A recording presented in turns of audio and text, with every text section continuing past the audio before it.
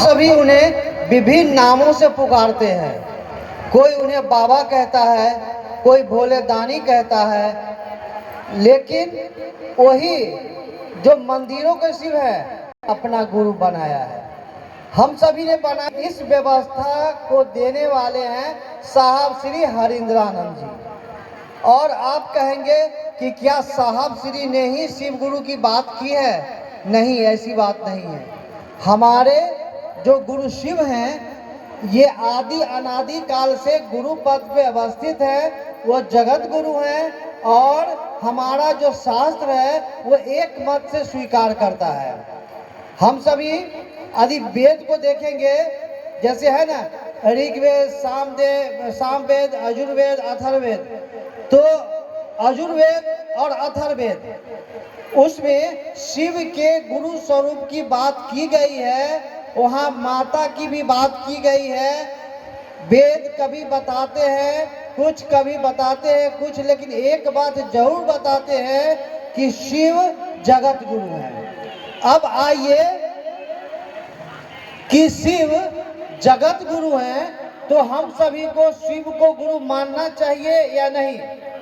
शिव गुरु, अरे शिव जगत गुरु है, हम सभी जगत के प्राणी हैं, तो हम सभी को भी शिव को अपना गुरु मानना चाहिए। देखिए क्यों मानना चाहिए, थोड़ा गौर कीजिएगा।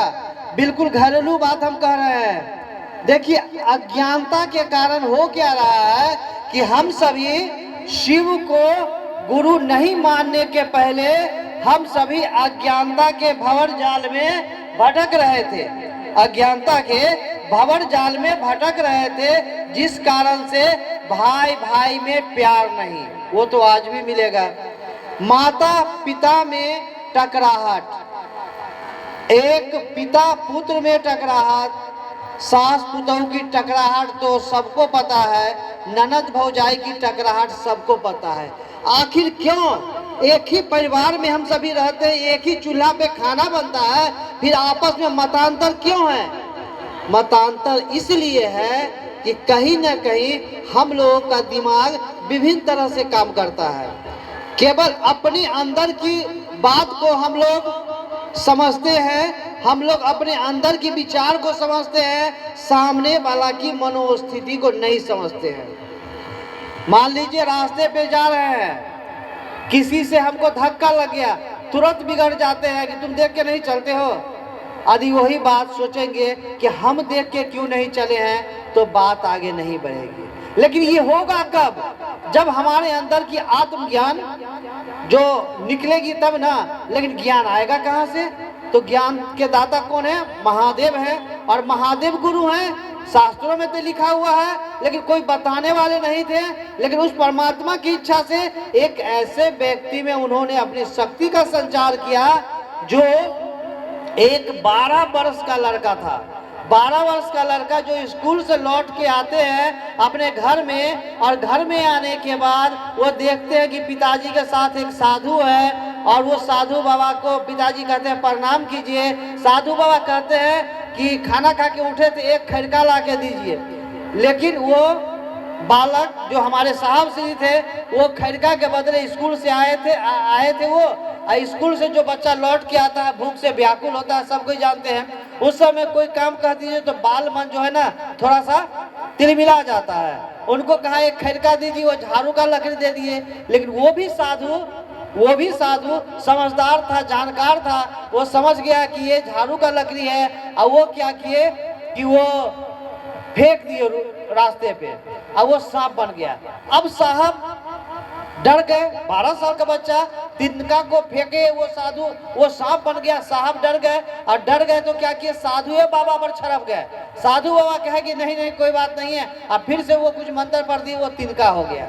अब इनके मन में आ गए कि मैं भी चमत्कार सीखूंगा, मैं भी चमत्कार करूंगा, लोगों के नजर में मैं भी हीरो बनूंगा, लोगों के नजर में मैं भी चमत्कार करने वाला बाबा बनूंगा। साहब का बाल मन क्या किया कि मैं चमत्कार सीखूंगा।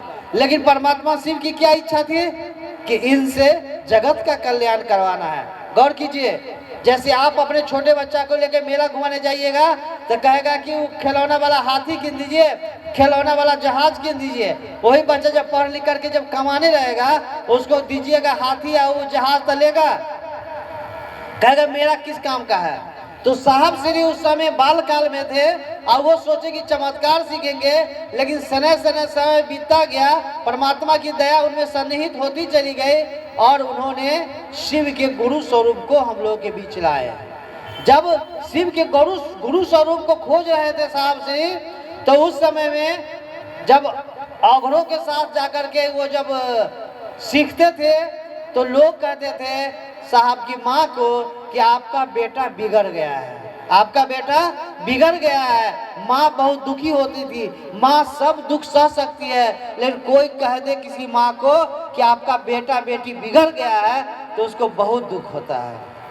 साहब की माँ को भी बहुत दुख हुआ, अपने बेटा को कहे कि बड़कू, सबसे बड़ा बेटा थे तो वो प्यार से बड़कू कहते थे, बड़कू लोग कहेला कि बेटा बिगड़ गए है, कि माँ घबराइए मत। साहब कहे माँ घबराइए मत।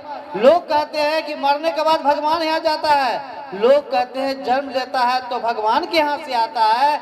मैं भगवान को यहाँ लोगों के पास लाऊंगा और इतिहास गवाह है, आज 6 करोड़ 7 करोड़ शिव के शिष्य गवाह है कि साहब श्री महागुरु महादेव को सभी के दिलों में बसा दिए। लाए कि नहीं लाए? तो हम लोगों को क्या करना है? साहब की बात मानना है या नहीं मानना है? हाँ कि ना? मानना है तो मानना है। तो साहब जो कहे हैं, तो साहब जो कहे हैं वही बात हम लोग को करना है। साहब क्या कहे? शिव को अपना गुरु बनाओ, ठीक है? शिव को अपना गुरु बनाओ। कैसे बनाएंगे? तो 3 सूत्र का पालन करेंगे। पहला सूत्र क्या है? थोड़ा जोर से बोलिए। पहला सूत्र दया मांगना। क्या कहना है? हे शिव, बोलिए हे शिव आप मेरे गुरु हैं। बोलिए हे शिव आप मेरे गुरु हैं, मैं आपका शिष्य हूँ, आप मुझ शिष्य पर दया कर दीजिए। देखिए मन को बहुत समझाना पड़ता है। मन को कई बार समझाया गया है पहला सूत्र में कि हे शिव आप मेरे गुरु हैं, मैं आपका शिष्य हूँ, आप मुझ शिष्य पर दया कर दीजिए। क्यों? क्योंकि मन नहीं समझता रहता है। एक लड़का लड़की की शादी तो सब घर में आंगन में होता है, सब गांव में होता है।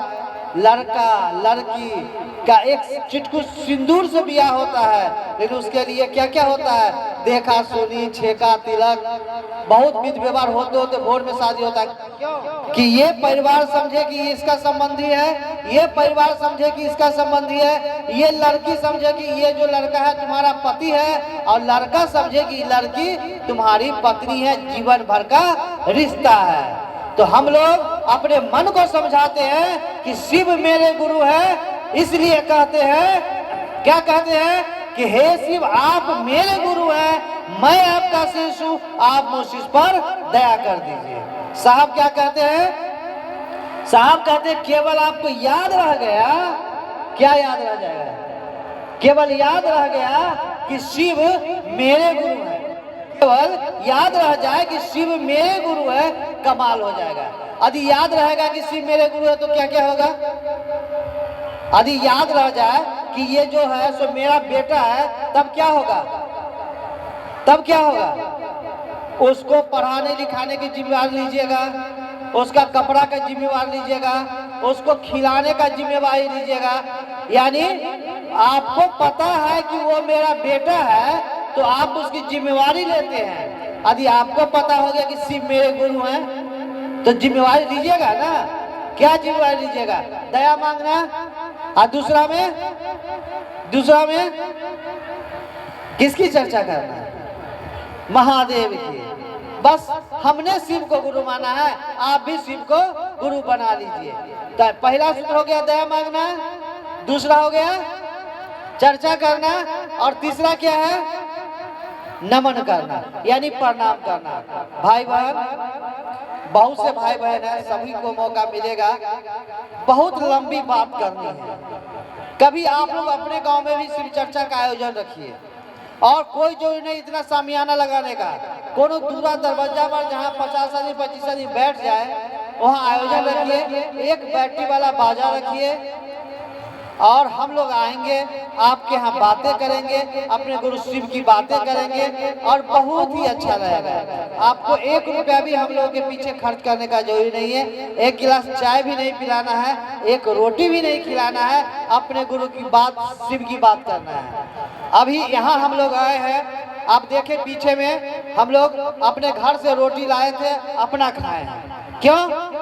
इसलिए कि शिव गुरु का काम हम अपना कर रहे हैं, दूसरे का नहीं कर रहे हैं। मेरे खेत में जो हल चलेगा तो उसका पाई कौन पड़ोसी देगा? हम देंगे ना। तो मेरे महादेव का काम है तो उसकी जिम्मेवारी हम उठाएंगे कि दूसरा उठाएगा? लेकिन दूसरे को बताएंगे कि शिव मेरे गुरु हैं। अधिक से अधिक लोग शिव को गुरु बना ले, इस बात में हम लोगों को जाना है।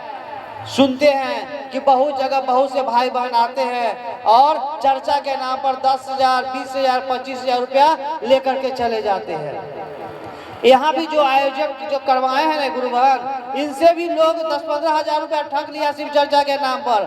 क्या कहा कि साहब के बेटा को बुलाएंगे, साहब के बहू को बुलाएंगे, आपके यहाँ बड़का चर्चा करवाएंगे, और उस पैसा ठग लिया और खूब खाया पिया, ऐश मौज किया, चल दिया। हम लोग पता लगाते लगाते उसको पकड़े तो मालूम हुआ इसका काम ही यही है। तो ठग तो जीवन भर ठगी करके जिंदगी उसका उसी तरह जाता है। साहब क्या कहे कि शिव चर्चा में व्यापार मत करो, मतलब पैसा वैसा का काम शिव चर्चा में मत करो। हाँ, दुकानदारी करते हो, व्यापार करते हो ना, वहाँ पर महादेव की बात करो। व्यापार में बरकत होगा, व्यापार में तरक्की होगा, घर में बाल बच्चे को पढ़ाई में मन लगेगा। तो कहने का मतलब है भाई बहन, शिव को गुरु बनाइए, लोगों से भी आग्रह कीजिए और देखिएगा कमाल हो जाएगा। अच्छा एक ही बताइए, 1-2 मिनट और, अपने घर में शांति सुकून कौन कौन चाहते हैं? सब कोई चाहते हैं ना। एक काम करना है, बस एक काम करना है। क्या काम करना है? कि हे शिव आप मेरे गुरु हैं, ये बात सबसे बोलवाना है। लोग शिव चर्चा में जाए चाहे नहीं जाए, आपका बेटा पढ़ाई लिखाई करता है, कैसे जाएगा? पति दुकान पर है, कैसे जाएंगे? अरे आप यहाँ आए हैं तो पति या बेटा या कोई पाई दिया है तब ना आए हैं भाड़ा किया करके। तो आप आए हैं लेकिन वो सहयोग किए हैं तब आए हैं, इसका मतलब वो भी यहाँ है, उनकी मर्जी से आए हैं, लेकिन दया तो मांगना पड़ेगा ना। इसलिए अपने घर में पति है, ससुर है, बेटा है, बेटी है, पढ़ाई लिखाई करने वाले लोग हैं, उनसे कम से कम दया मंगवाइए कि हे शिव आप मेरे गुरु हैं, मैं आपका शिष्य, मुझ पर दया कर दीजिए, और उनको कहिए थोड़ा नमन करने के लिए। इतना करेंगे ना तो घर में संस बरकत होगा, प्यार होगा, आपस में लोगों में मेल मिलाप होगा, और आपस में जिस घर में प्यार है, जिस घर में मिल्लत है, वो घर स्वर्ग से